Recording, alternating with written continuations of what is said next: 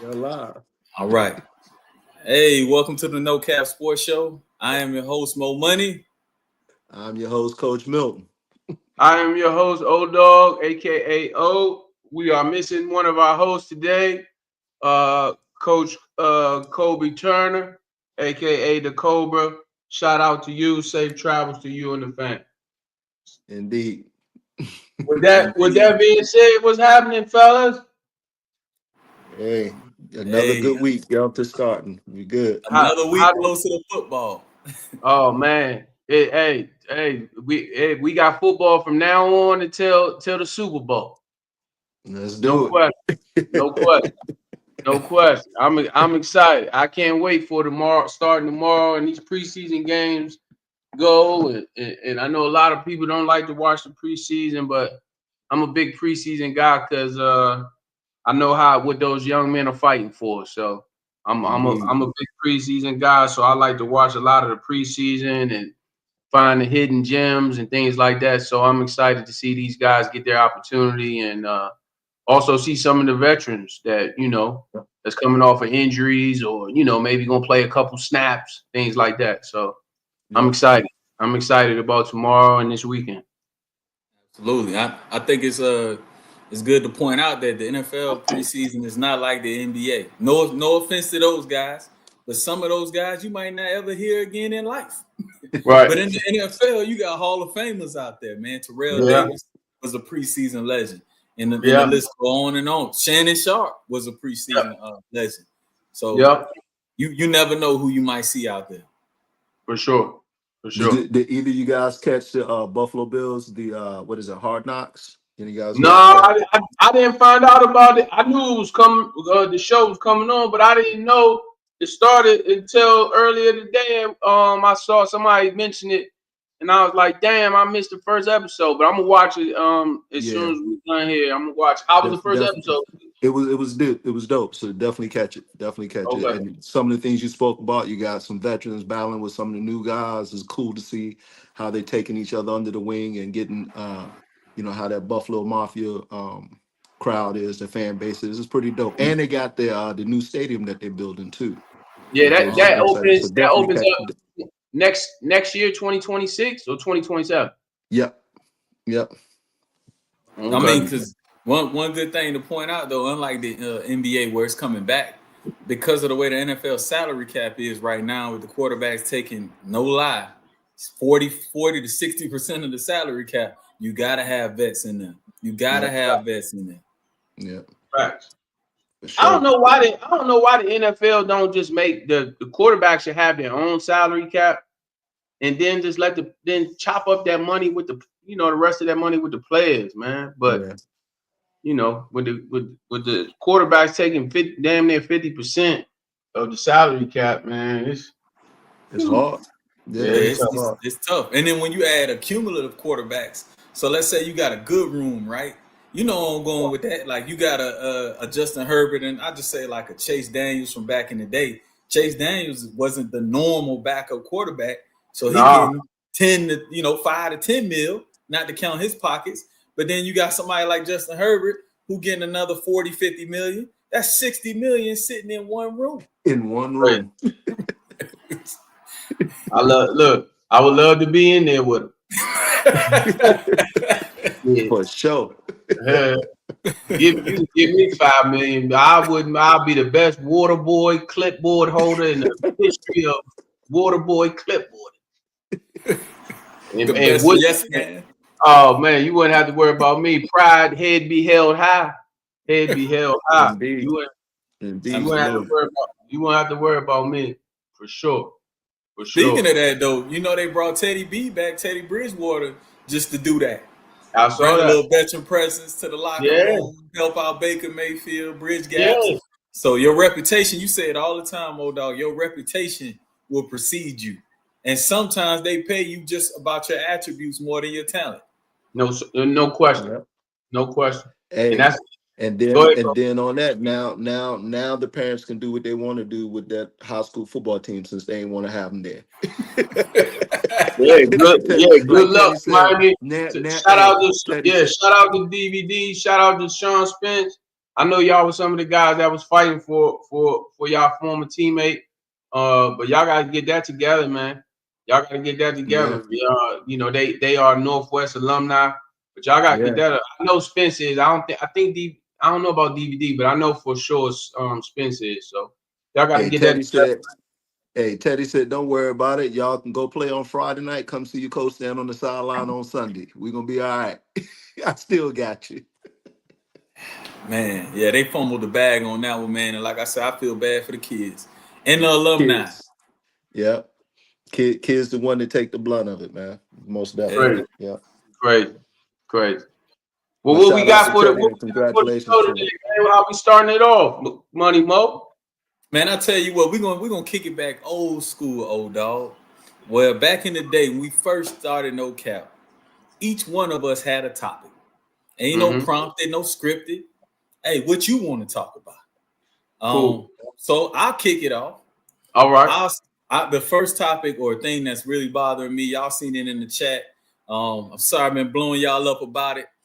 I feel like it's not just Jerry Jones, but it's other owners too. The Bengals owner, I don't know his name. He come to mind too, to where I don't think they respect the players for what they put out there on the field.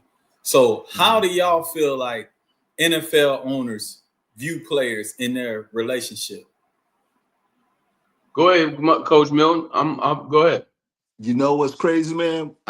Me and my wife just sat down Friday night. We was bored, nothing on TV, and we pulled up the Kaepernick Black or White special. That's how I feel about it. And both my boys were sitting to the left and right. They said, "Is that a stretch?" I said, "What do you think?"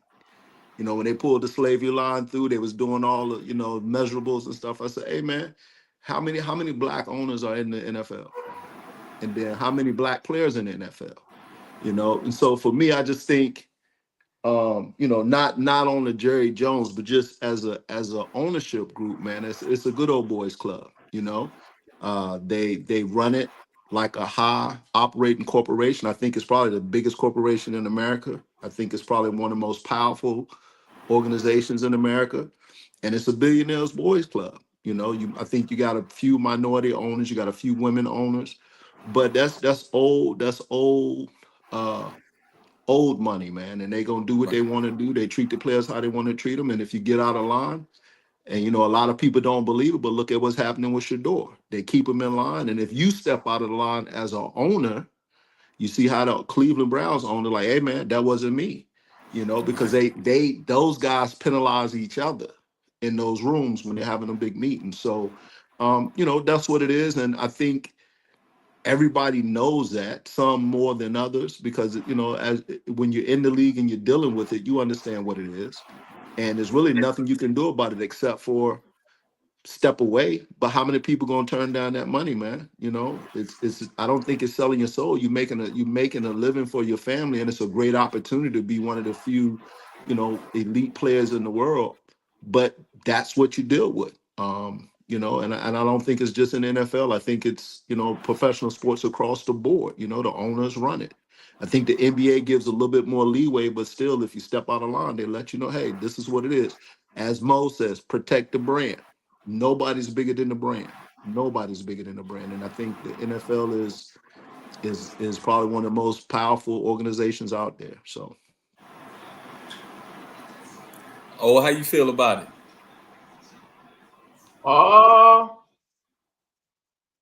The question, what was the question again, Money Mo, was what? So how do you feel like, do you feel the owners respect the players in their business relationship?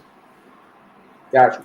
I feel like I feel like the owners run that shit as a business, man. And I feel like they feel like if I could get cheaper, workers, that might not be, Money Mo might be the best, but for every Money Mo or Michael Parsons, for every Andre, what's his name? What was his name? Ware, that used to play with the Cowboys. DeMarcus Ware. For every DeMarcus Ware, there's a Michael Parsons. It's always going to be pushed from the bottom, and I feel like Jerry Jones. I'm not making no excuse for him. I feel like he like, well, shit, we've been burned on a couple of these last runs, man. And he like, shit, looking at it as a business wise, we get this man $60 million at signing. I mean, who knows what might happen? But overall, I feel like the owners is, they always going. It's been like that forever. Especially, you brought up the Cincinnati Bengals. Cincinnati ain't never paid anybody. I mean, think about it. Carson Palmer had to sit out. Takeo Spikes, he left Buffalo, or he started in Buffalo. No, he started in Cincy, then had to go to Buffalo and get his money. Then finish his career, I think, in the A, if I'm not mistaken. Right. Corey Dillon, he had to leave Cincinnati. He was one of the top 3 rushers in the National Football League. His numbers was up there with everybody. And he was, no disrespect to the offensive lineman in Cincinnati, but he running behind them. Yep. And he's still in the top 5. And y'all 2 and 14. You know what I mean? You can't name some of the players that was playing with Corey Dillon back in when they was playing. Right. That's my point. So, Cincinnati always been cheap like that. They don't, they gonna do the bare minimum. But, I mean, a lot of people talk about, well, Marvin Lewis was there for 20-some years. Well, 15 years or whatever it was. Well, Marvin Lewis also wasn't the top 10 highest paid coaches either. Right? Yeah. He was right in that. He was getting some good money, but he was never top 5, top 10. Nah. Because if it was, they would have chopped his ass a long time ago. Right? So I personally feel like for real. I personally feel like it comes with the business. Is it fair? No. But I don't think it's fair for somebody at McDonald's and the owner to treat one of the other people, the French fry guy, worse than the person that's on the cash register. I don't think it's. I think it's obviously because of the sport and because of the people being in the limelight and in the media and things like that. It gets trust way more publicity and more things like that, or whatever the case may be. But this shit happens in all different type of professions, and it's unfortunate. That's why you want to get with a good organization. A lot of people don't understand. Like, you want to get with a good organization that's going to take care of you. I mean, look at Philadelphia. Saquon just signed a new contract last year. They didn't have to redo his deal. Yep, right. I don't care how much he outplayed his deal. So what? Right. You signed the contract last year. Did they have to pay him? No. Okay, so that's what I'm saying. Sometimes I don't think it's all the owners. I think it's some of the owners, right? I think it's some of the owners. Then we go to situations where some of these owners pay these players because they need to fill out the stand. Right. A lot of me and the OG Fredo got into it on this show. Why would you pay the boy down in Trevor Lawrence? Yeah. In Jacksonville. Well, who else was you gonna pay? Who else was the people gonna come see? Yeah. That's right. Gotta put butts in seats. Yeah, I gotta put somebody, just like I gotta book a band. Right? I gotta book some talent for my nightclub so somebody will come into the club. Yeah. And get some of this liquor, some of these hot dogs, these chicken strips. Well, you know what I'm saying? Yeah, beer's $12. Right? That's so right. I think it's an overall, I look at it just as an overall business. Is it messed up? 100%. Is it going to change? No, it's not. A little bit I think they should change up the how the pie split up, like we talked about, and I think it will be a little bit better. But it's overall it's a messed up system, but that's what you sign up for. You know what I mean? I just, like I tell people all the time. People say, "Well, football is violent, and it's a fit." So I said, "Well, that's why they had basketball sign up. That's why they had soccer, band. Nobody told these kids or people to go sign up for football. It's a contact sport, right? And it's also, when it comes to the business wise, this is the business. So let me get my business in order and things like that. And you got to be willing sometimes, Money Mo, to do what Michael Parsons is doing. Man, just trade me. Or I got an injury. I'm going to be in camp so I don't get fined. My back hurt. Now, we'll figure it out. Either figure it out and then I don't have to play. I think you only got to play 8 games or 6 games for it to be 8 or something, whatever it was, for him to have a credited season, right? Right. Yeah. So, but everything is spot on, and I'm gonna just add to it like this, coach, as well. When we sign these collective bargaining agreements, you're in bed with the owners, right? We know they don't really respect your talents. No owner and employee, there's a certain amount of level of disrespect, whether it's intentional or unintentional, right? I own the company, you work for me, right? Just a line. When you sign these, CBA agreements, you put that in there. So not only do Michael Parsons have to play out his rookie deal with a 5th-year option that you negotiated, they own your rights for another 2 years because they can franchise tag you. They could put a restricted free agent tender on you. They could put a 2nd-round tender on you. These are things that I think sometimes, having been a part of somewhat of a bootleg player association, that everybody got to come to the table and be on one accord and don't get greedy, because you screw over not only the highest paid man, but the lowest man when you're doing these things. So that's what's putting Jerry Jones and even the Bengals owners in a predicament, because if you think about it, Jerry Jones owned the Cowboys before there was a salary cap. So he used to doing business under a certain pretense. Now, should he evolve? He should have, but he a billionaire. How many of them actually evolve? They don't. You either do it my way or it's the highway. You know what I mean? I think that's what makes it messy. The players have to stop being greedy, take a step back, save your money. I know that's harder to say, easier said than done when you got to feed your family. But if you know it's coming, be prepared. The WNBA is in the same stance. They don't need to take no sucker deal just to get some money right now, because you shorten the next generation of ballers. That's why it looks bad in the NFL. So do I reprieve Jerry? No. But at the same time, like O-Dog said, I can't blame him either, because these are the rules that are in place. So that was my rant on that, fellas. Coach, what you got? What's your topic? What you want to chop it up about? I think it's a couple of things, but I think the biggest thing for me, as I put in the chat group, was this: what is you guys' stance on this whole Stephen A. Smith, Michelle Obama thing? With if you guys paid any attention to it, where Michelle Obama basically says Stephen A. Smith is like the Atlanta Housewives. He's being loud, he's messy, and he's doing more entertainment than reporting. And then Stephen A. went back at her and said, well, I don't appreciate you saying that about me. And then he jumped right into the political loop about what Obama did and all this. And I'm like, bruh, are you trying to be a politician, or are you trying to be a sportscaster? And I don't have no, Stephen A. has hustled. He's built his empire, but I just think that the whole sportscasting thing has become more entertainment than informative.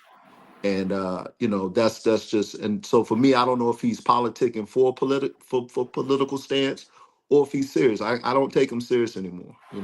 He's always out there in the middle of something. So what do you guys think about it, if anything at all? I think he has the #1 sports show for the last 10 years. Yep.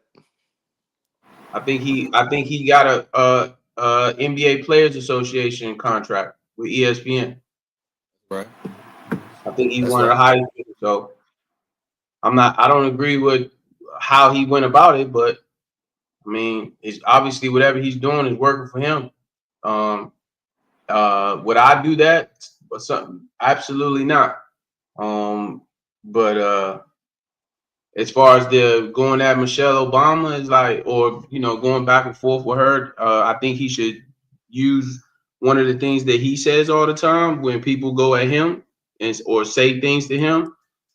I'm pretty sure he can get that Michelle Obama's number. Why not give her a call instead of going at another African American black beautiful woman? Regardless if you disagree with her, you can disagree with her, and be like, hey, look, you don't come at me, such and such or whatever.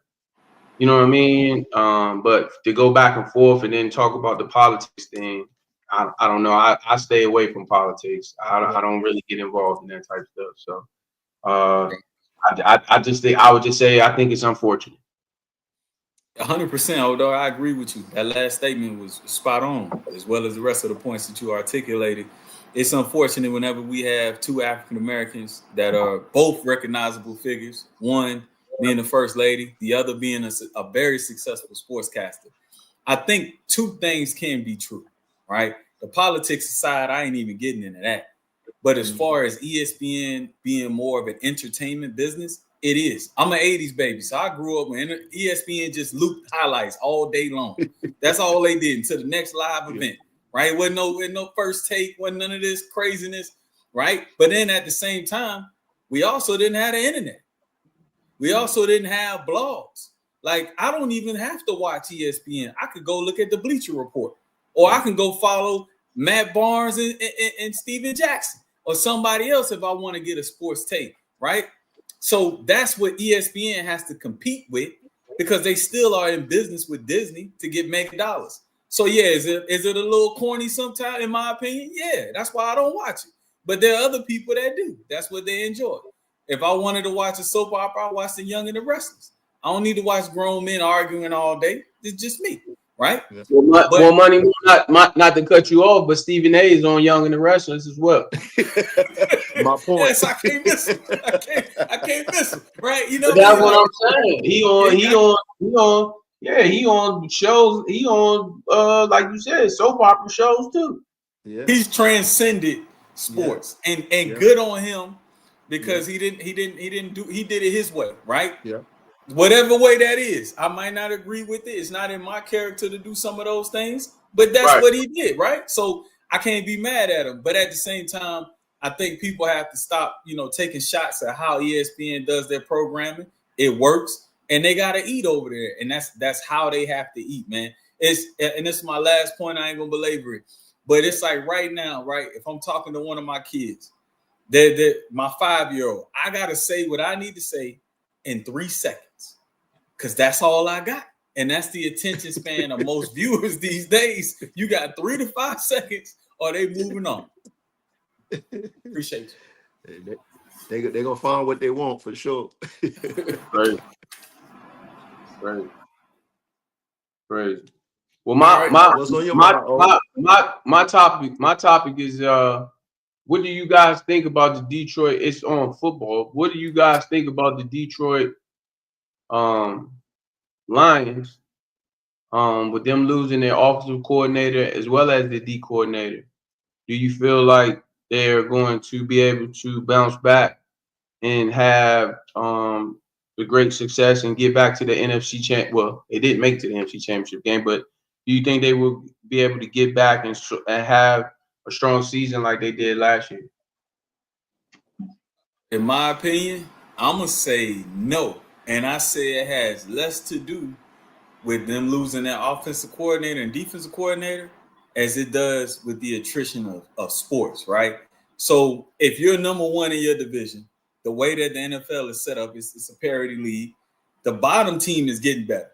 That bottom team is the Chicago Bears. You can't just walk on your schedule and pencil in 2 wins against the Chicago Bears. They're a very talented team. They can catch you.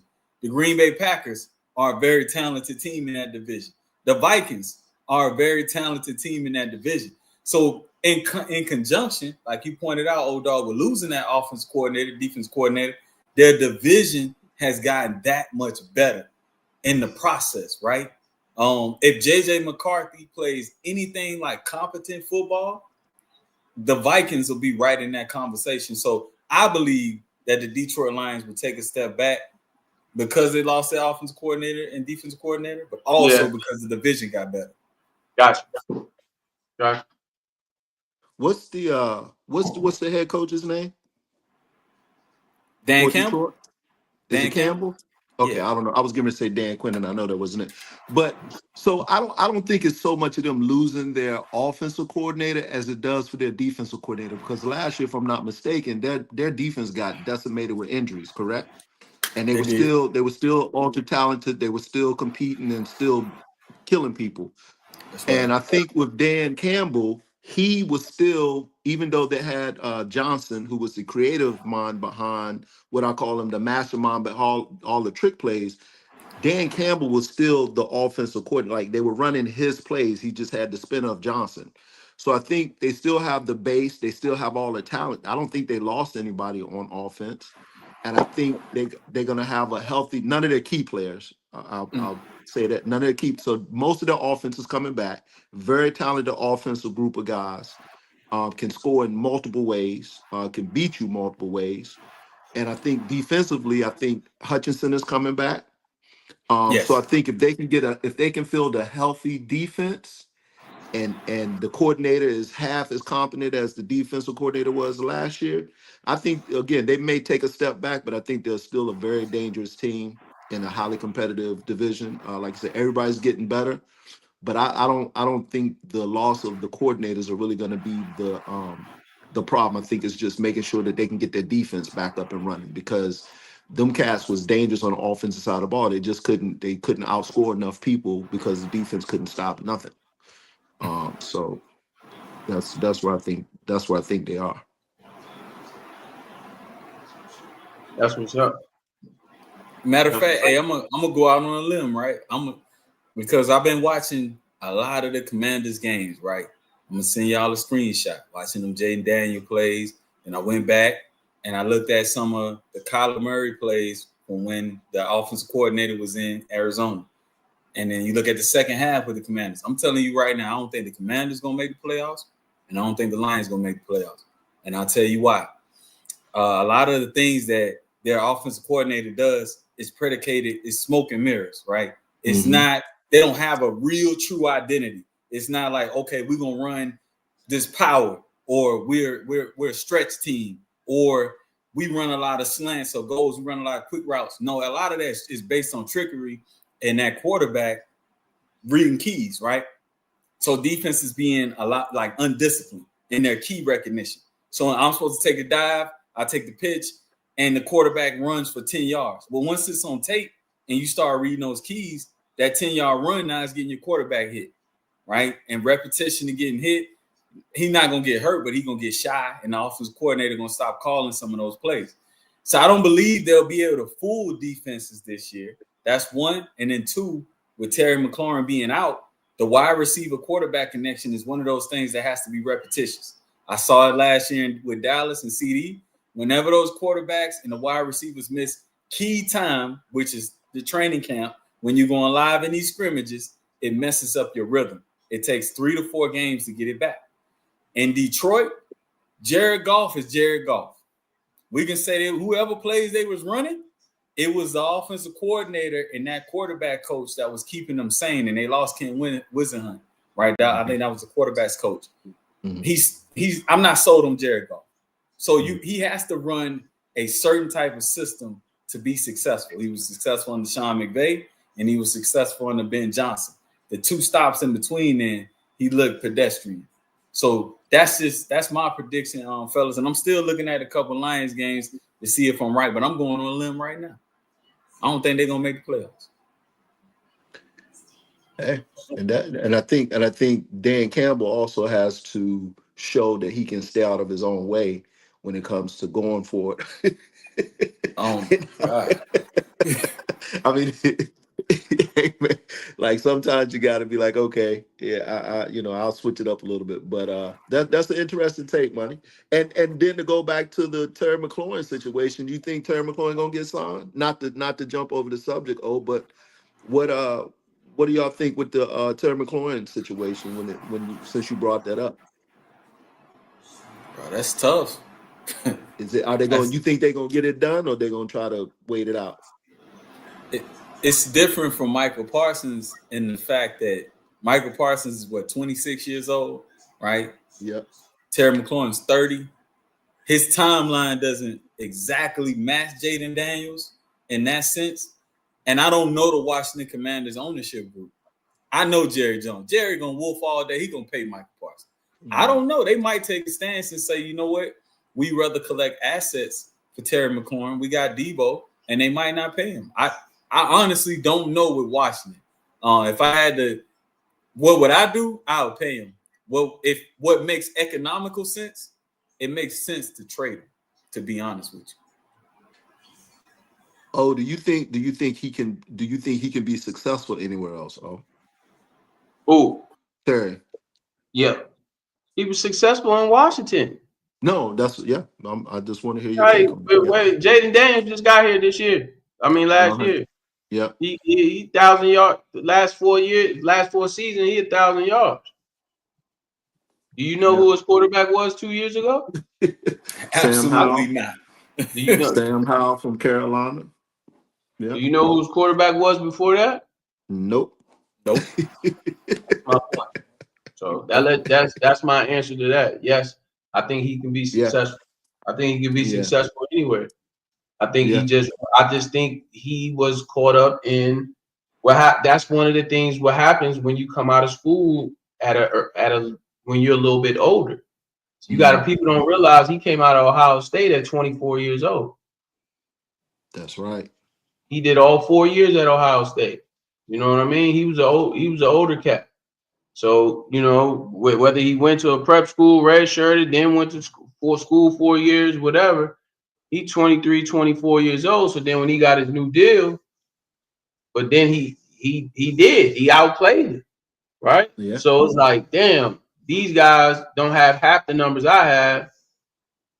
DK Metcalf just got this, and he didn't do half of what I did.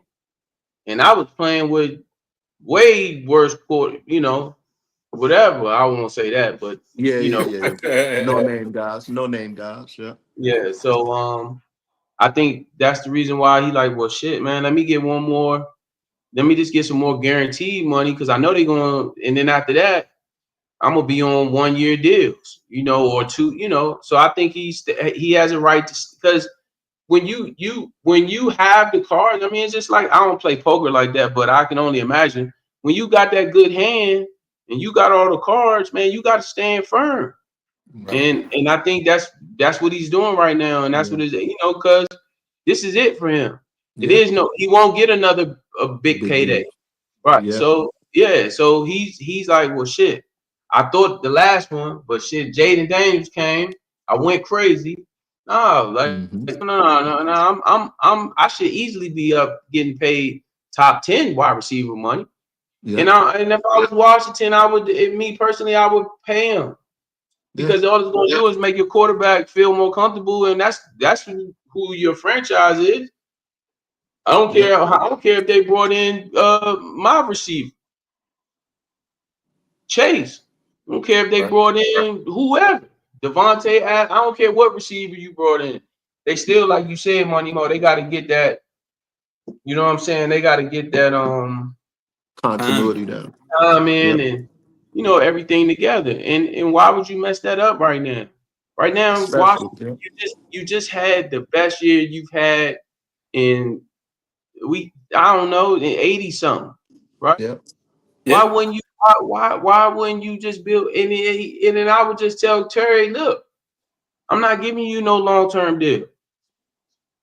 I'll give you a 3-year deal. Yep. I'll give you a 3-year deal, and I'll give you some guaranteed money. But I'm gonna let you know now. I'm gonna get rid of you after 2 years. So you want to do a 2-year? You want to do a 3-year deal? Right? We'll do a 3-year deal. Give you guaranteed money for whatever, 40 million. I don't know, 45 something. I don't know. Pay him to whatever the going rate is for in the top 10. Because I think he was getting 20. Yeah, but he's looking for like 35, 37, somewhere. Yeah, I'll give him some. I'll take, okay, 3 years, 60 million or whatever, or 65 or even 70. And then I'll just say, okay, I'll give you guaranteed 30, 35. Yeah. And I'll keep them for 2 years. And that whatever. I mean, they get rid of them. So I don't know. I just, if I was Washington, I would try to hurry up and If you don't see it in your plans, then trade him and get some picks. Let him go. Yeah. Let him go. Trade him now. Why are you messing up?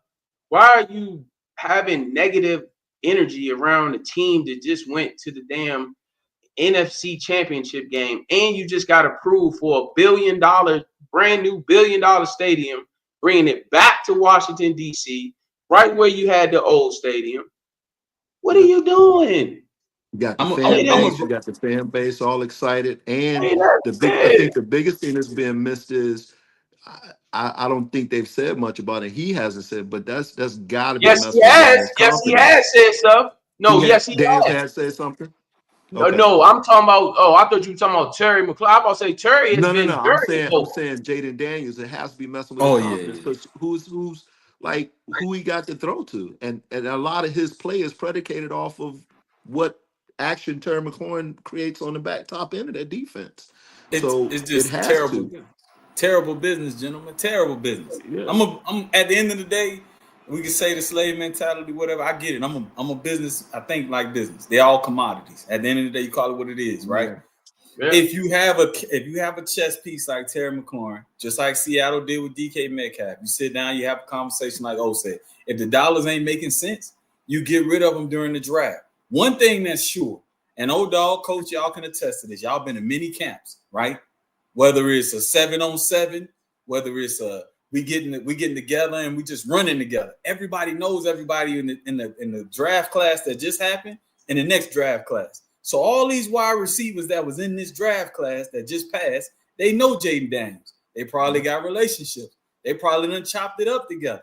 So you could have traded Terry McLaurin and drafted one of those young fellas, whether it's a Matthew Golden, a Emeka Egbuka, Tech McMillan, because you think Carolina would want a little bit of Terry McLaurin. You could have moved up in the draft, got one of them young fellas and paired them with Jaden Daniels. Now you match the wide receiver up that's on his timeline, and you maximize that asset. That's just bad business from Washington. This is how franchises mess it up when you don't maximize your assets. And that's astonishing because Washington is coming off of being known for doing bad business. So to follow suit, like O said, with all the excitement behind it, with all the success you had, to start off this season like that is crazy. I mean, you got fans crying for Terry, man. Like Terry is a fan favorite around here. Yeah, I see if he was an asshole. Yeah. Like he could have been some years when, even last year, when he wasn't getting the ball, not even getting looks, nothing in there. Not getting looks, things like that. Like he could have really went, he could have went crazy. Like, man, it should never be a game where it's the fourth quarter and I'm just now getting one pass thrown my way. Are y'all crazy? The fact that he didn't go into the media, and that's why when you seen him go to the media, that's why I said, Coach, I thought you were talking about Terry. When he went to the media and he really expressed how he felt, he like, damn, I've done everything right. Yeah, I've done everything right. Yeah. If I wasn't playing good, you guys wouldn't have any problem cutting me and releasing me. Get me out of here. Yeah. So right now I'm not. Yeah. Now I don't know what he asking for. What he asking for is crazy. I just be like, bro, look, this is what I can give you. I'm a like I said, the Philadelphia Eagles, they rewarded Saquon for the year that he had, right? What you call him? Rewarded Baltimore. Rewarded who? The running back. Didn't they give him a new deal? Yeah. You know what I'm saying? So when people gonna give you a new deal, like, you know what I mean? But for Washington to do that with Terry is like, that's crazy to me. So it is what it is. Yeah, I mean, it is what it is, man. I mean, it don't matter. You can change the franchise, but sometimes you can't change. I mean, the owners, but you can't change the mentality. It seems like that same mentality. And sometimes, and no offense to Magic Johnson, but if you bringing in an ownership group or some mentors, yeah, he can help you on the money side, but he ain't old dog. He ain't been in that locker room. He don't know the dynamics of what it takes to build a foundation in football. Yeah. Yeah. Sometimes people get caught up. Sometimes people get caught up in looking at the numbers and don't realize it's shit that people do off the books that make those numbers look the way that they do. Yeah. Real quick, old dog, you said something to me the other day that made me think. On that point, I had to think about Michael Parsons' actions too. Right? We don't talk about that. What leads you up to getting paid hundreds of millions of dollars is not just between the lines, it's off the field as well, right? Yeah. We got a playoff game. You said it when you first came on the show, and I was like, man, what old dog talking about? I had to think about it. If we got a playoff game going on, what the hell am I doing on the podcast? You got all off season to be on this podcast. You understand what I'm saying? So, and then you coming to me like, now you want me to pay you $250 million to be the face of my franchise? Yeah. I can't trust you. And you worried about the Paul George podcast piece of the NFL. You ain't never shout out to GT. What's up, G? What he said was right. Pay Terry 3 years, 85 million, and then guarantee him about 68. Okay. I'm cool with it. That's about 30. You know, give him 30, give him 60 or 55. You know, that's what I'm saying. Just give him some more guaranteed money. That's all he wants. It's some guaranteed money. He don't have no more guaranteed money left on his deal. That's why players get. You know what I'm saying? Just give him some more guaranteed money and work all the other shit out in the background. Yeah, make it look good. Give him some dumb incentives. If he start every game, he get an extra $5 million. You know, do stupid stuff like that. If he lead the team in receiving yards, that's an extra 2.5. You know what I'm saying? Like stuff that know he's attainable stuff. Yeah, it's attainable for him. Yeah, that won't hit your cap so much because it's incentives and things like that. You know what I mean? But you know, like I said, sometimes. But now, if I'm Terry, it's like I don't know if I really even want to go. First of all, y'all Washington, y'all facilities suck. Y'all got some of the worst facilities in the National Football League. Y'all finish in the worst too. Yeah, y'all just now y'all got a bubble, but y'all ain't even got an indoor facility. Y'all cafeteria was in the gym. Y'all just redid y'all cafeteria. So Washington, you got to relax a little bit too now. Y'all for y'all organization, y'all changing and y'all about to build this brand new stadium and beautiful stadium, but where they practice every day is straight trash. Hey, did y'all know the Washington Commanders was voted the worst football field in the National Football League? Yeah, the damn stadium damn near fell down last year, didn't it? Yeah, they got sewage leaking and stuff. Yeah. The practice facility damn better than the field, the freaking stadium. The bubble nicer than that shit. The article I read, bro, it had a list of people that done lost their careers in the Washington Stadium. RG3, Adrian Peterson, the list go on and on and on of players that done tore their ACLs in the Commander/Redskins Stadium. That's just crazy. Hey, what Garrett's saying is he talking about he looking at IU and DK contracts. You right, but where Washington really messed up was they should have fucking traded for IU last year, 2 years ago, and got so that way Jaden could have had his receiver that he had in college, and now you would have paid him. You know what I'm saying? Now you already had Terry on the joint. You can let Terry go. Yeah. Trade Terry. Now when you trade Terry, if he's saying he want, go ahead, go about your business. Because we already got somebody that's rocking with him that's already been, you know what I'm saying? He could be yeah. So, but now they put themselves behind the 8 ball. But anyway, I ain't about to keep talking about no Washington Redskins or no Washington Commanders. Next topic. What y'all got?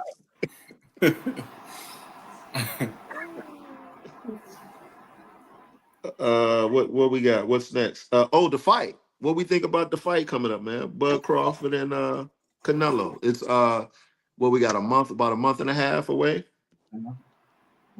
Oh yeah. Was it September? It's September the 13th.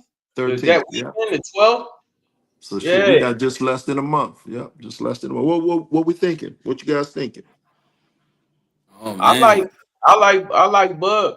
I mean, I think this is the fight that is going. I think Canelo's a lot bigger guy, pause, but I like the fact that he is at least going to try to fight him, and you know what I'm saying, and trying to get get that big fight under his belt. I think it's going to be dope. I think it's going to be dope. I like it from the standpoint, of course, I'm a Bud Crawford guy. He could be fighting Muhammad Ali. I'm rocking with Bud Crawford. I'm biased. I'm just keeping it real. I grew up like in the sport of boxing, not literally. I don't know Bud Crawford, but I grew up with him. That's my guy, right? So I'm not even gonna comment on who's gonna win. I'm gonna look at the larger picture, right? I think this is great for the sport of boxing. You got two fighters that are pretty much in their prime window. Canelo a little bit maybe on the outside, just a little bit, but not crazy, right? This is what we need in boxing, right? You need those mega fights. I hope Claressa Shields and Alicia get it together and they fight. I want all the mega fighters to fight, man. As a 80s baby, that's what I grew up watching. Y'all a little older than me. That's all y'all knew. Like we in this ducking era, so I'm just good for what this gonna do for the sport of boxing. No, I agree, man, and again, the thing that I think is a misnomer, and Mo, you can correct me if I'm wrong, is I think O said it. Like a lot of people assume that Canelo is bigger. I think Canelo fights at a heavier weight, but Bud walks around at that weight. So when they standing right in front of each other, it ain't no size difference. And I think Crawford has not the same skill set as Mayweather, but Bud can fight, man. Bud is a fighter, like he ain't just no slugger. Bud, he can get in there and knock you out, but then he can also, he's technical as all get out. So I think even though Canelo has a good chin, I think Canelo's strong.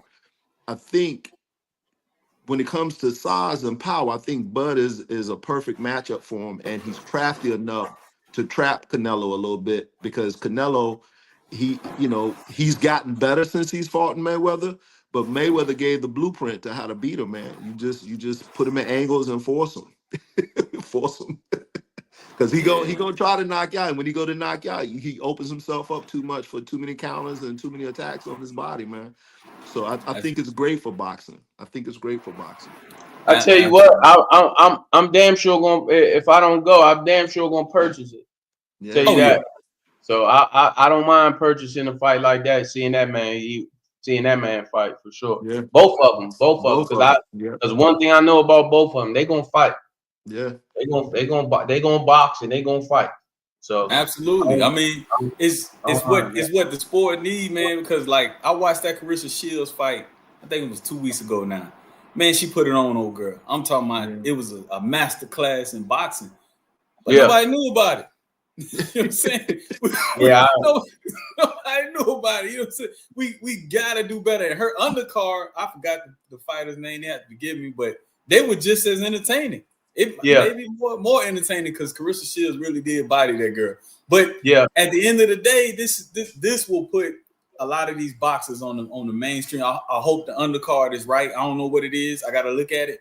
But we need more fight. Boxing is fundamental in every hood in America. You need to have it. It's not that expensive to get into some of those gyms, right? I'm pretty sure we all did it as youth. It needs to come back in America. It's another avenue for African Americans to get up out of the hood. So it needs to get back to what it used to be. Hey Mo, you know what's crazy? Before the fight, they talking about Claressa Shields fighting Layla Ali more than the damn fight that was coming up.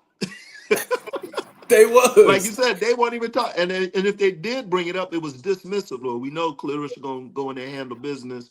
What we thinking about you getting in the ring with Layla Ali and the $15 million and how big Layla Ali is and would she come out of retirement?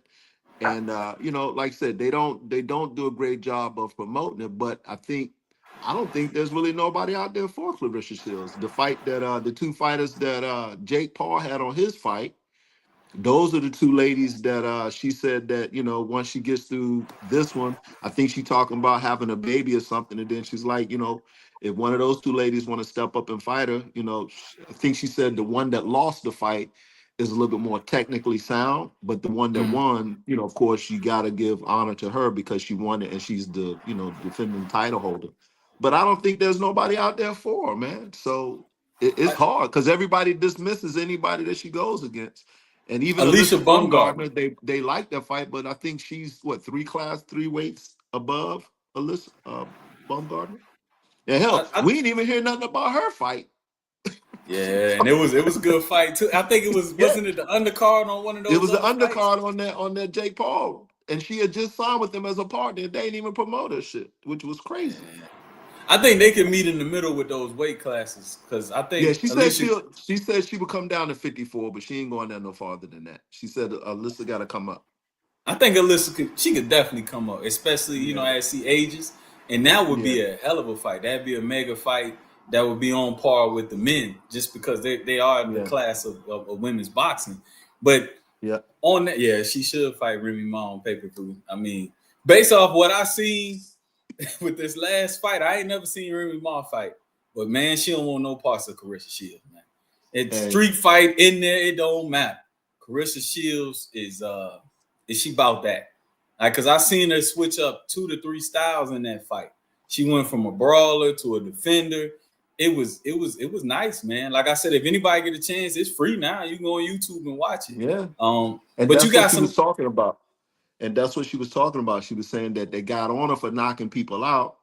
Then they said she didn't have no skills. So she said now when she boxes, she has to show a little bit of both because they ding her for doing one or more of the other. So she says, I got to show I got some power. Then I got to show I got some skills. So she said, I'm just out there putting on a show. But back to that Remy Ma stuff, hey man, Remy, like O said, Remy from the streets, Claressa from the streets. But I tell you what, hey, Claressa love herself some Papoose. What's his name? Papoose? Papoose. When she was speaking about that dude, man, she damn near cried about that dude, man. That dude done changed her life, man. So I don't think Remy Ma wanted to deal with that now. You lost that one. Let him go. He a gangster and a gentleman, man. Like, at the end of the day, any man that's willing to hold a woman down is out there. For that long as he helped a man that's respecting him, salute him. And if he's still walking in that light, she got her a real one. Remy Ma fumbled the bag with Papoose. Hey, not switching up topics a little bit. We also are less than a month away from the kickoff of college football.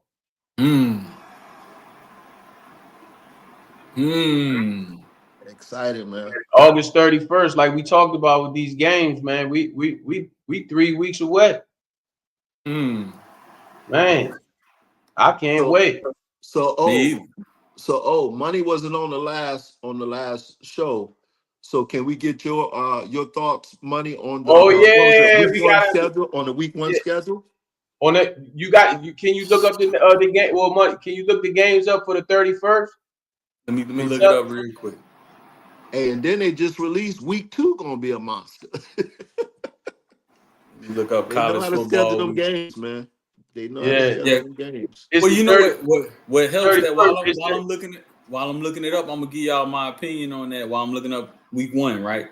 I think the college football playoffs allows us to get games like this. Because in the past, they didn't always schedule these powerhouses. They was running from each other like boxing. Right. So the way that it's out now, I love it. Yeah. Let's see. Week one. I think O touched on it last week. They gotta schedule it that way, Mo. Because that strength of schedule come back to haunt them at the end of the year. Everybody crying like, "Yo, I played such and such." No, you played your strength of schedule was a 2. So the games we talked about was the first one was Ohio State, obviously in Texas. Yep. Give me Texas. Okay. Let them know where it's at. Oh, let them know where it's at. You do know it's not on neutral ground. It's at the Horseshoe. Who the quarterback for Ohio State? I don't know. Exactly. Give me Arch Manning. They reload. I got you. So Okay, then you got I think then it was LSU. No, the second game was LSU in Clemson. LSU Clemson. Yep. I like Clemson. I like Clemson. LSU Clemson's Clemson. quarterback is a Heisman Trophy, contender this year. So Right. give me Clemson. So Then we so got it's Clemson. So it's Clemson's Klubnik. No, that's what I'm talking about. I'm talking about Clemson. LSU. I don't know. I don't know. And LSU's is what's his name? Huseman or Looseman or something. He's one of them dudes that's in the talks. I don't know if he's up there, but that was the game that I had highlighted. They both have Heisman contenders. So I'm gonna go with K just because of number 10. I think it's 10, either 10 or 1 from Clemson, the wide receiver. He should be a first round pick. I had to look up his name. And then we got Ohio State. I mean Florida State, Alabama. Man, Florida. Every year I'm gonna be real with y'all, man. Every year I put money down on Florida State. I don't advocate betting, but for the last 2 years, I got my money 2 years ago. But last year, hold up. I need to come back and put the mute button on himself. He set himself off of that and then walked off. I'm a realistic person. I at least gotta tell him the games. I ain't gonna not tell him the games. That's the game. Man, I'm going Alabama, man. Hey, unless Bobby Bell, Chris Winkie, Charlie Ward, Peter Ward. Yeah. Ward. We do got a nice little transfer. They say he's been throwing the ball around pretty good, but I don't know, man. We'll see. Man, they say that crap every year, and then you get DJ Allen or whatever his name was. Crazy. Then you got who else? Oh, Miami Notre Dame. That's the late game. Woo. Miami Notre Dame. Boy, that's gonna that might be the game of the night, man. Because so they got the guy that transferred. Miami got what's his name? Carson Beck at quarterback. Yeah, and they got a defense that should be tolerable. But Notre Dame, bro, man. I mean, where is it at though? Where is it at? I don't know. You have to look on your. Let me look it up. That's a good question. I'm going with the home team on that one. Whoever at home.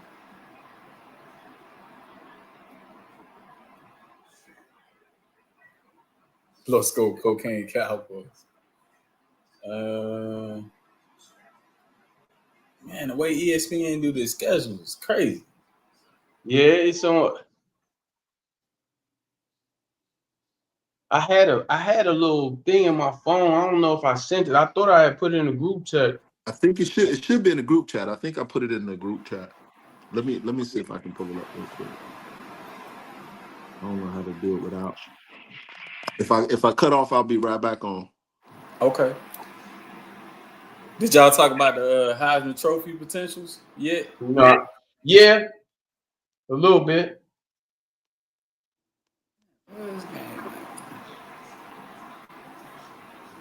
Yeah, it's some good games week 1, man. I'm glad it's back to this. It was getting bad for a little while. The conferences is a little weird though. Oh, it looks like it's in Miami. Looks like. Yeah. I'm going Miami then. You gonna go Miami? I'm just because they're at home. And then they got Baylor. I think the late game is no, Colorado played Georgia Tech, but that's on. I think they played Friday night. Hey, look out for Georgia Tech.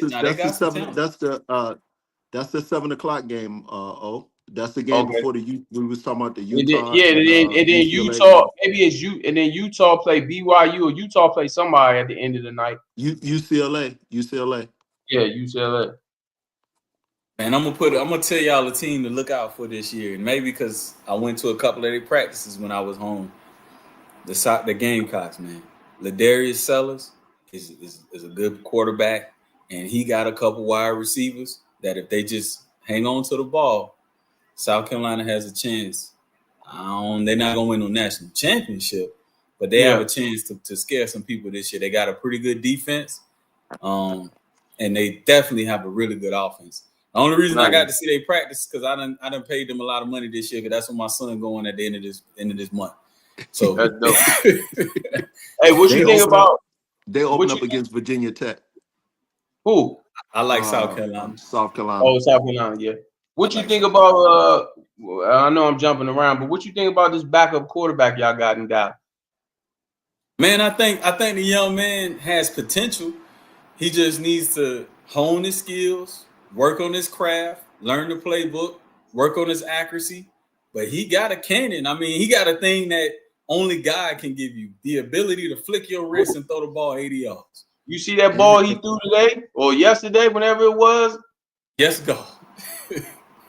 Hey, I like it because if you gonna miss, that's the way you miss. You overthrow him. I'd rather you overthrow him than underthrow him.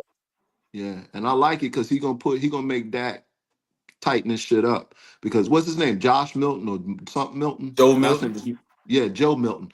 The dude can play, man. He can play, and he got some wheels on him too. And his accuracy, coach. You'll remember this. It reminds you of Quincy Carter. Quincy Carter. Yeah. Hey, sometimes it's witches, sometimes it's not. He said he won't Winston like, but he could get you in trouble. Man, I missed them days. He won't James, but he'll get you in the hole, boy. He'll throw you into some trouble, but he definitely got an arm on him.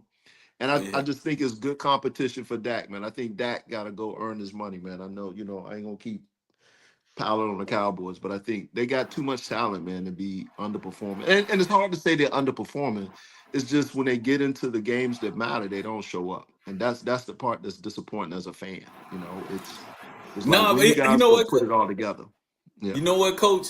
Like I said, meeting Old Dog was a blessing for me because he gave me a different perspective on football, right? Mm-hmm. And one of the things Old Dog told me a long time ago was about quarterback talent because I was the same way, right? Yeah. So we put all these quarterbacks into the same category, right? They not. When they come out in the draft, some are first rounders, some are second rounders, third, and so on. It ain't a whole lot of Tom Brady's out there. These guys that go in the first round, God gave them a little bit more talent, actually a lot more talent than the Dak Prescotts of the world. So this is just my opinion. Based off, what Old Dog told me, I started thinking about it. It made sense. I think Dak can maximize his God-given ability, and he don't have no more to give. It's up to the Cowboys to raise their level of play. But as far as Dallas not being as talented, it come down to first round quarterbacks. And I thought about it. Y'all tell me if I'm wrong.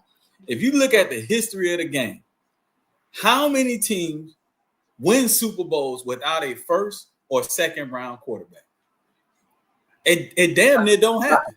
Not that many. You don't find too many because even if they are first rounders and say they didn't play well at that particular team that drafted them, and they go to another team, for instance, Trent Dilfer, he still was the first top 2, top 5 pick.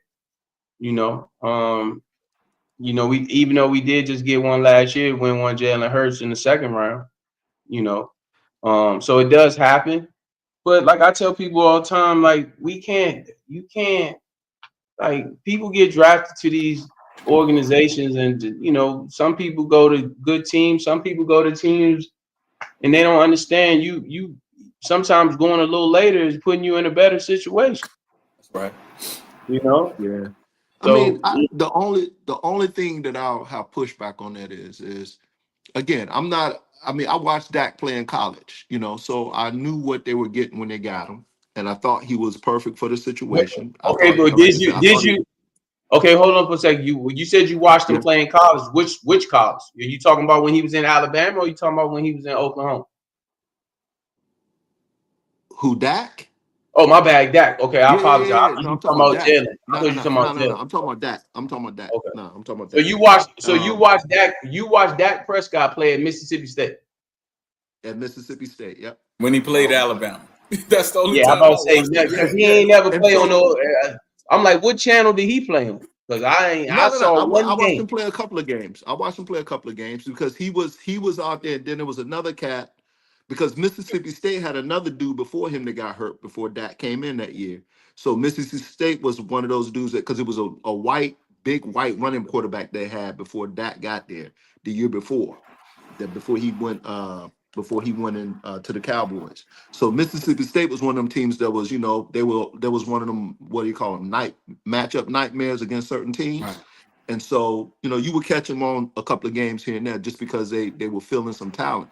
But watching Dak play, not only at Mississippi State, but when he came in, like I thought he earned the role. I just felt like he fell off after he got the money. Now, I've always been a Dak fan because I'm like, he fits. And then they put the pieces around him, right? And again, I'm not expecting Dak to go out here. And I felt like when they got Jason Garrett, I think that hurt Dak a little bit, kind of like they were saying with, and I'm not going, again, because we already talked about Jalen Hurts. Jalen Hurts is a winner, and I feel Dak was a winner. So who did Dak Prescott get drafted to? Jason, who was the head coach there? Jason Garrett was the head coach. Mm-hmm. Jason Garrett was the head coach. I don't understand what you mean by when they got Jason Garrett. That's the ones who drafted. I said Jason Garrett hurt Dak Prescott because they kept putting him in pass. Like when you get a kid that, again, you're trying to put him in situations. I believe in not everybody fits the system, right? You got to put these guys in situations that fit their skill set. Dak is not a drop back and throw 50 fucking times a game. You got a running back there that you got to hand on the ball. And I felt like they just leaned on Dak a little bit too much to throw him in and out of situations trying to prove that, again, kind of like, I don't know, kind of like the dude over in Baltimore. Like sometimes you don't need to prove these dudes that you can throw the ball. Just win the game, make the play. Like put it in a situation where we have a winning play where it fits the skill set that is on the field. And I just felt like they got past happy with Jason Garrett.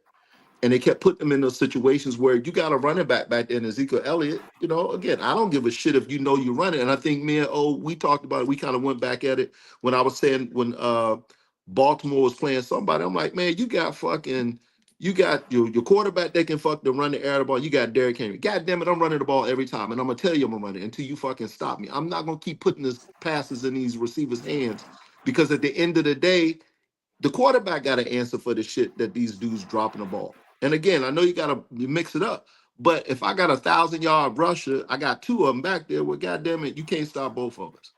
And so for me, with Ezekiel Elliott and Dak, I just felt like they put him in bad situations. So am I expecting him to do anything outside of the norm? No, but goddamn it, show up. And and I don't know if I'm wrong for saying, I know he's had some injuries. I know he's not the same guy that he was before that ankle injury and whatever else he had. I just feel like, I don't know. I'll say this. This year is going to show a lot about him and the Cowboys altogether. Because again, you say, okay, Dak is not a number one. He's not a number one guy. So why the hell Jerry Jones didn't go out and at least talk to Derrick Henry? That's one of the best running backs that was out there. He was in Texas. I know y'all can't answer that, but to me, that's just dumb shit, right? But to answer that question, we go back to dollars and cents, right? If you look at, I don't know the dynamics of that coaching and who, because it's politics, right? Mm-hmm. But if you look at it, if Rico Dowdle would have got the carries that he needed to get, because you got to think, Jerry at every practice, he see who running the ball, right? Rico Dowdle's production wasn't that far off for Derrick Henry for the money, right? If Derrick getting 10, Rico Dowdle getting 1.5, I just saved $8 million. That's what it comes down to sometimes is dollars and cents. But with Dak Prescott, my point is Dak can win you games. So can Kirk Cousins. They both fourth-round quarterbacks. What separates a first-round quarterback from a fourth-round quarterback is intangibles, right? You got to think about the pressure, right? This guy that's a first-round quarterback, more than likely he was a 4- or 5-star recruit. The guy been the guy since elementary. He been dealing with pressure. He knows how to walk that walk. The guy that's a 4th-round quarterback, he may have had some adversity. He overcome some things, but he just don't have that God-given ability, and he just don't. He's missing something. That's why he slipped to the 4th round. These talent evaluators, they're not that incompetent or they wouldn't have a job. So it's something missing. And that something missing is the difference between them making a play and not making a play. I think that's what it comes down to. And our eyes don't lie. You look at Joe Burrow and you look at Jalen Hurts, no disrespect. I know he just won a Super Bowl, but there's no way you can tell me they're in the same class with talent. No way. Right. You look at Dak Prescott and you look at Jalen Hurts. When the game is on the line, there's something that God gave Jalen Hurts that he didn't give Dak Prescott. Wow. It don't have much to do with coaching. You could put Dak Prescott in the right situation. He just doesn't have it, right? Like you said, maybe take the ball out of his hand, maybe make it easy for him, but he don't have it because he ain't showing that he got it. Yeah, that's my take on it, right? When I talk about 1st round versus 4th round, take Tom Brady out of the conversation. Tom Brady, the trivia answer for every damn thing. What about Joe Montana? Joe Montana too. I mean, shit, but that's 1980 to 2000. I know, but I'm just saying. Those are arguably two of the best quarterbacks that ever played a game, and they was drafted under the 3rd round. Yeah, but on top of that, old dog, they played for 2 of the best head coaches and systems. Right. That's what I was. But that's what I'm trying to say, and I will continue to tell all our listeners and viewers. It don't matter. Sometimes Wes Walker went to Miami Dolphins. I'm going to repeat that. Wes Walker was at Miami returning punts. He was about to be out the league. The other boy, Adelman or whatever, he was with the Rams in St. Louis. Yeah. I mean, Julian, it's like you got to go to sometimes you're blessed to go to the right system. And the right system and the right coaches around you to highlight your skill set to make the overall team better is what wins. You're right. If I got big offensive linemen and my running backs and my skill positions ain't the best, well, you know what? We're going to go sweep right, sweep left, power right. Don't make the game harder than what it is. Yeah, I personally, when Dak Prescott played against the Green Bay Packers in that NFC, I don't know, I forgot what joint it was. They lost, but I thought Dak Prescott played pretty well and he made some big time throws. That's why I get on Lamar Jackson so much. It's not that I root for Lamar more than I'm not a Baltimore fan, but I root for him all the time, right? Because I want to see him do well. But Lamar got him eventually. Coach Milton talking about, yeah, okay, well, you're going to have to run and run. Man, you ain't running in no playoffs like that. You got to eventually, because what happens is the same thing that won the Super Bowl for the Philadelphia Eagles. Okay, everybody thought Saquon was going to run. Okay, now we're going to put 9 in the box. Or we're going to put 8 in the box. Now what you going to do? We're going to force you to throw the ball. So it's gonna come to a point in a big time game, like you saying, Money Mo, where you're gonna have to play quarterback and you're gonna have to make some throws in a tight window. Lamar, whether it's Lamar Jackson or Joey B or whoever the case may be, because what happens is the good defensive coordinators and the good coaches will take away from you what you do best. Instead of putting 1 spy on Lamar, we're gonna put 2 spies on Lamar. That's right. Do any of Baltimore receivers really feel like, can I go out and party? Yeah, I'm out. I'm not worried about D-Hop no more. He's slow. That's true. He's slow. He ain't fat. You know, if I'm a young corner, if I'm a Pete Patrick, I'm not worried about him. Who am I worried about? What receivers am I worried about in Baltimore? They got Zay Flowers. I'm not worried about Bateman. Flowers playing the slot.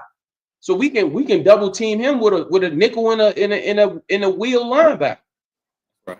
He playing in the slot. Yeah, he gonna play. He gonna do whatever in the slot. He might win his matchup. The bottom line is when we talking about football, how you win NFL games is the team that wins more individual battles will win the game. Period. It's just that simple. So If Coach Milton want to run the ball all day and he's a running team, cool. No problem. If Money Mo, you're a passing team, we're going to drop back and we're going to play. We only going to rush 4. Go ahead.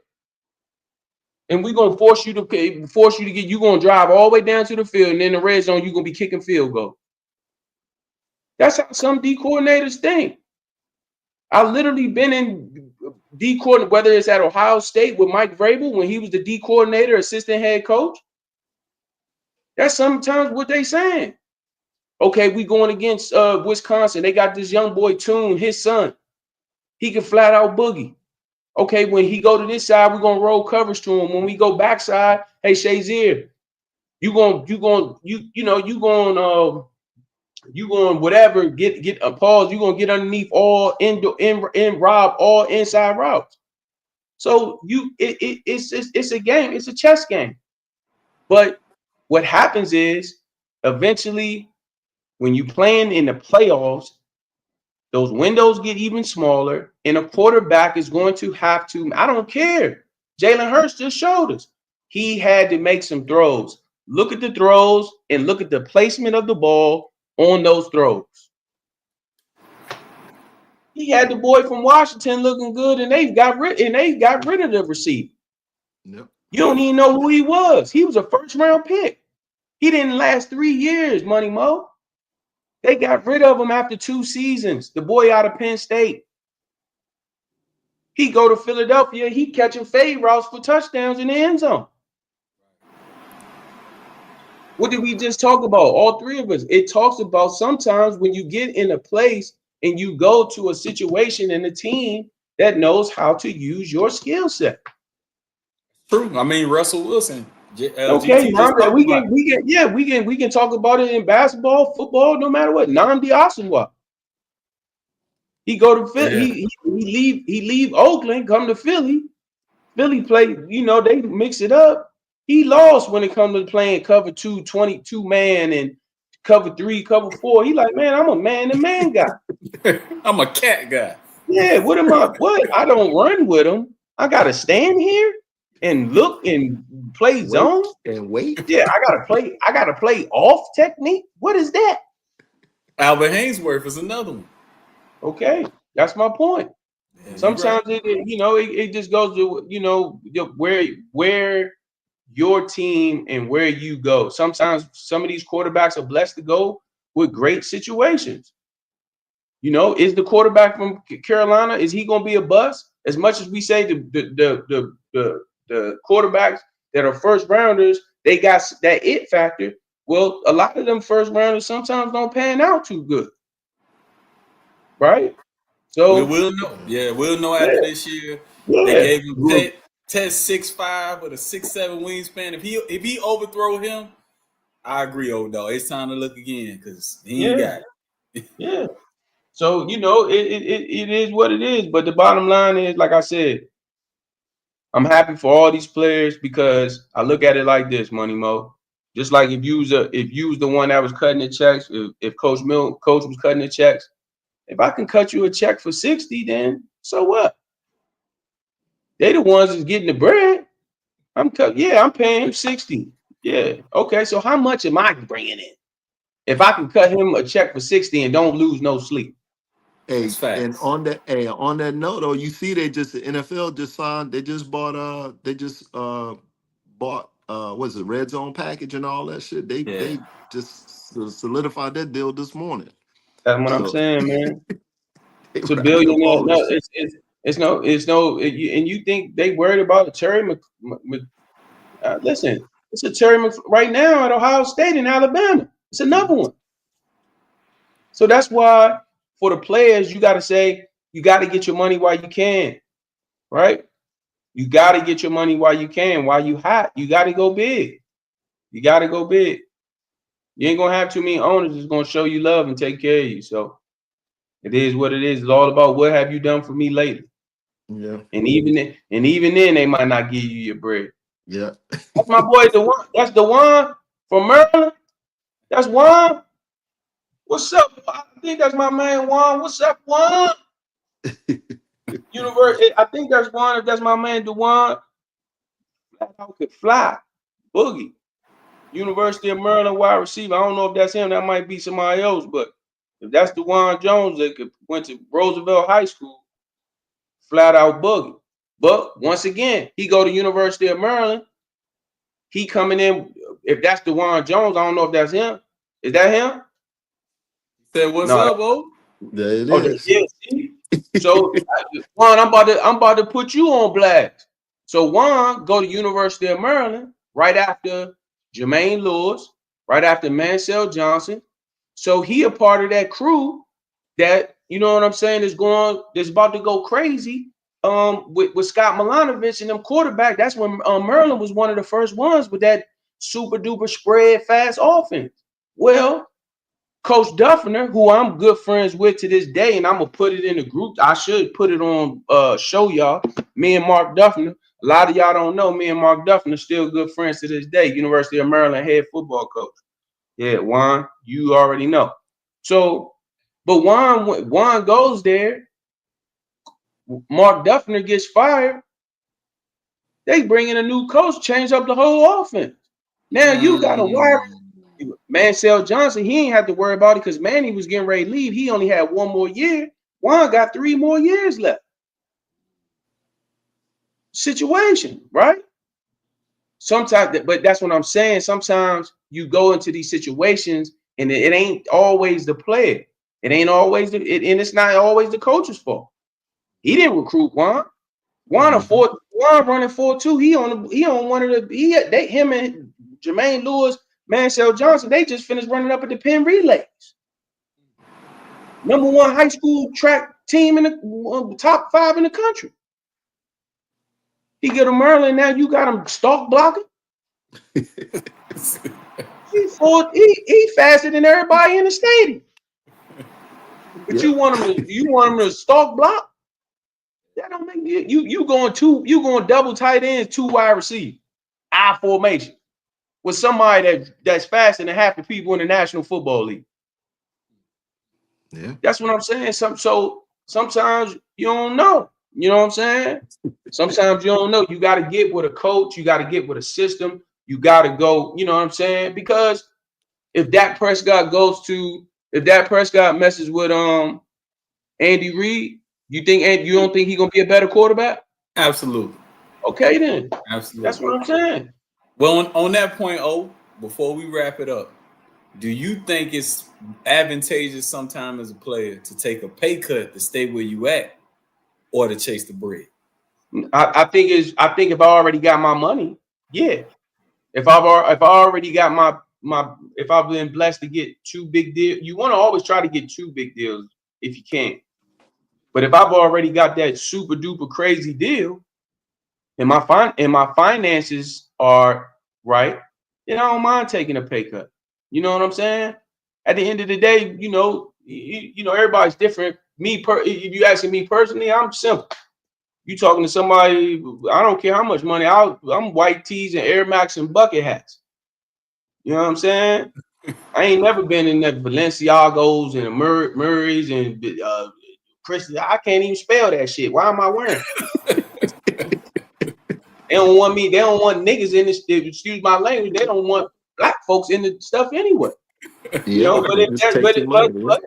but with that being said, I respect all of those that are in the fashion and love what they do. That's with them. But me personally, I want to win. So if I got to take 2 million less or million, like I said, it all depends if I've already gotten my big deal. But if I got my big deal already, and we saying, well, hey, I know you up, man.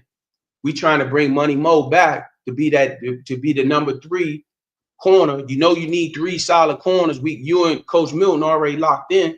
Hey, man, what we gotta do to keep him? Yeah, let's get it done. Yeah. You know what I'm saying? What we gotta do, because that's the type of person I am. But everybody, I get it, everybody not like that. You gotta get your money when you can. Now, would I have done that if I'm going on my first deal? Absolutely not. My boy Omar Morgan probably watching this joint when I had a chance to sign in Montreal. And instead of staying in Saskatchewan, All right, man. They gave me that, and I'm the type of person, and I hope O watching. I put O on the phone with the general manager because O was my veteran. And when we got off the phone, I let him listen to the whole conversation. He said, "Goodbye." He said, "You'd be a damn fool to stay in Saskatchewan with Montreal offering you that type of money." He said, "Bye." He said, "Don't even." He said, "Matter of fact, get off my phone." Hung the phone. So my point is, sometimes you gotta have that type of, you gotta have that type of play, but don't be loyal to a fault because the team ain't gonna be loyal to you. They ain't gonna be loyal when it's time. Yeah. But if we got a chance to go win the Super Bowl, and I get a chance to play with Coach Milton, who I've been playing with 3 years, and Money Mo, who I've been playing, and we know how to, man, we switching stuff in, where it's to the point where we ain't even got to think about it. We can all we got to do is look to each other and put it and go like this, and we know what that means. You know what I'm saying? Yeah. Like that's that's gonna make us fly around and go out and make plays. So if I gotta take, a little bit of a pay cut, Coach Milton, so we can keep that nucleus together for a little bit, then I'm all for that. That's just me. That's just great point. Now that's just me, Money Mo. That's just me after I got my Hey, but you know who did that in real life? Jalen Brunson, Josh Hart, Mikal Bridges. They left $35 million on the table. Yeah. To play with each other. Yeah. And didn't Bridges just get a contract earlier this week? 4 for 125. Yeah, he could have got more. Yeah. More. And we know Jalen could have got more, way more. But he left money on the table to sign Josh Hart. Yeah. So that's my point. Hey, like O said, comfort, man. When you comfortable and you can play, this shit, play thoughtless, man. I know what's gonna happen over here if I do this, and he know what's gonna happen on that side. Hey, everybody flying around having a good time, and you got each other's back. Come on, man. Cincinnati gonna be the man. Cincinnati, we might lose every game, but damn it, on offense, we gonna be fun to watch. Yes, you are. It's gonna be fun to watch. You already know. Hey, Juan, you should have been playing with my man Joey Burrow. You know what I mean? Now, Juan can flat out do it. Juan, we appreciate you watching the show, brother. I miss you, brother. Love you, man. Juan was like an OG to me when I was when I should have been in school, but I'm up at University of Maryland campus hanging out with him. I'm a junior in high school. Good Lord. It's your fault. You know what I'm saying? But nah, that's he was him and Mansell, them boys was, and Darnell, all them boys, they playmakers. Them boys had a mob, man. They could flat out fly, man. I mean, all 3 of them, all world track stars, and on the Roosevelt football team. Then all 3 of them went to University of Maryland. One was the class of 92, one was the class of 93, and one was the class of 94. All 3 of them, University of Maryland. Track stars. 4x1 relay team.